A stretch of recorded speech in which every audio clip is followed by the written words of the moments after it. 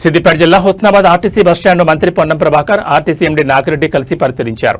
ఈ సందర్భంగా ప్రయాణికులతో మాట్లాడి బస్సుల సౌకర్యాలు మౌలిక వసతులపై ఆరా తీశారు. రోజుకు సుమారు 35,000 మంది ప్రయాణికులు హుస్నాబాద్ బస్టాండ్ వినియోగిస్తున్నారని, ఇది అధిక ఆదాయం వచ్చే బస్ స్టేషన్లో ఒకటని మంత్రి తెలిపారు. వర్షాకాలంలో డ్రైనేజ్ నీటితో ప్రయాణికులు ఎదుర్కొంటున్న ఇబ్బందులను పరిష్కరించేందుకు ప్రత్యేక చర్యలు చేపడతామని చెప్పారు.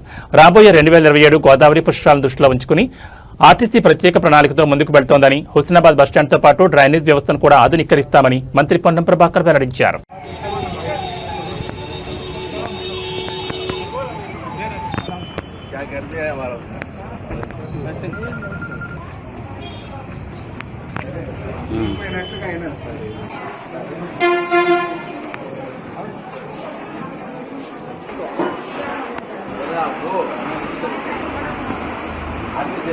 బస్సులన్నీ 10,000 బస్సులను ఓనర్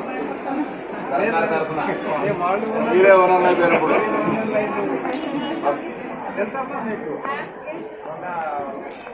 అంత మహిళా సంఘాల బస్సులు ఇచ్చినాం కదా. కొండాపురం మండలం మక్కన్నపేటకు ఎవరు రామరం రోడ్ మంచిది కదా, బాగుందా? పైసలు ఖర్చు ఇచ్చినాం కదా, జస్ట్ రిపేర్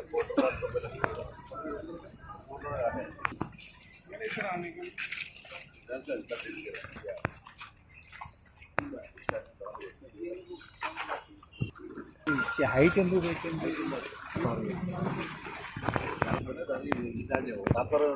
జామ్ అయిపోతుంది. దాని అర్థం ఏంటంటే అది శాస్త్రం సార్, మొత్తం మళ్ళీ షాపులో పోయి రోడ్డుకి పోయేదా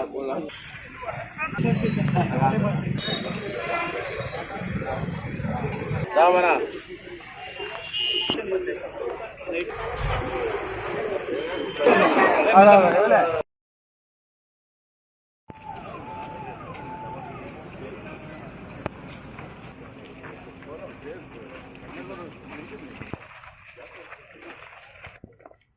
అంటే దీనికి భూమిలో వచ్చిందని అంతే కదా.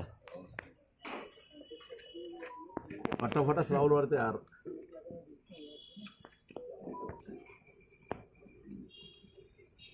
అదే దాడా లిఫ్ట్ ప్రజలు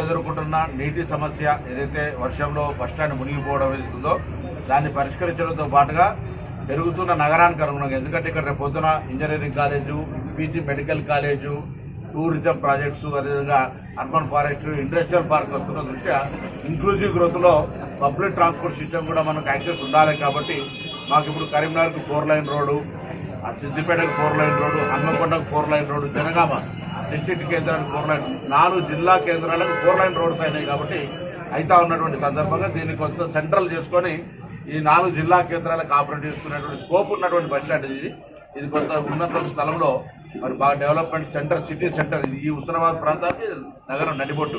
కాబట్టి దీన్ని కొంత డ్రైనేజ్ సిస్టాన్ని, వాటర్ సిస్టాన్ని అధిగమిస్తూ అభివృద్ధి చేయాలనే ఆలోచనతోటి ఎంపీ గారు కూడా ఇక్కడ సర్కమ్స్టెన్సెస్ పరిస్థితులు చూడము, మున్సిపల్ చైర్మన్, వైస్ చైర్మన్, పాలక వర్గం అందరూ కూడా, ప్రజలు కూడా వారి దృష్టికి తీసుకుపోవడము, ఈ బస్ స్టాండ్కు సంబంధించినటువంటి అంటే ఏదో అధికారం ఉంది కానీ అనవసరం పెట్టుబడి పెట్టద్దనే ఆలోచనతో కూడా మేము ఉన్నాం. కానీ ఇక్కడ ఆ కేటగిరీ కాకుండా ఈ కేటగిరీలో రెవెన్యూ సోర్స్కు సంబంధించి, పబ్లిక్ ప్యాసింజర్ రోజు మూవ్మెంట్ సోర్స్కి సంబంధించి అన్ని రకాలైనటువంటి మూవ్మెంట్ ఉంది. అది దాంతో చేస్తాం. అదేవిధంగా ఎంపీ గారు కూడా ప్రత్యేక ఒక ప్రణాళిక చేస్తూ ఉన్నారు. ఆర్టీసీ యాజమాన్యం ప్రభుత్వ సూచన మేరకు రాబోయే 2027 పుష్కరాలకు సంబంధించి గోదావరి పరివాహక ప్రాంతానికి అంతటికీ కూడా ప్రజా రవాణా వ్యవస్థను మెరుగుపరిచేటువంటి ప్రణాళికతో కూడా పోతాం.